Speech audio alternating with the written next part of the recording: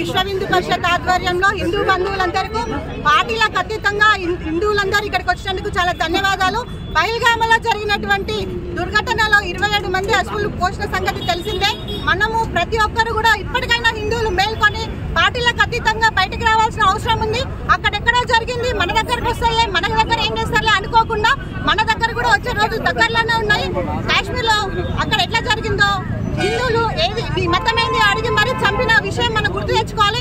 ప్రతి ఒక్కరు కూడా ఇప్పుడు నరేంద్ర మోడీ గారి నాయకత్వంలో బాగా ఆర్టికల్ 370 రద్దు చేసిన తర్వాత ఒక ఊటిగా పిలుచుకున్న అక్కడికి వెళ్తున్నారు. యాత్రికుల పైన దాడి చేయడం చాలా ఘోరమైన చర్య.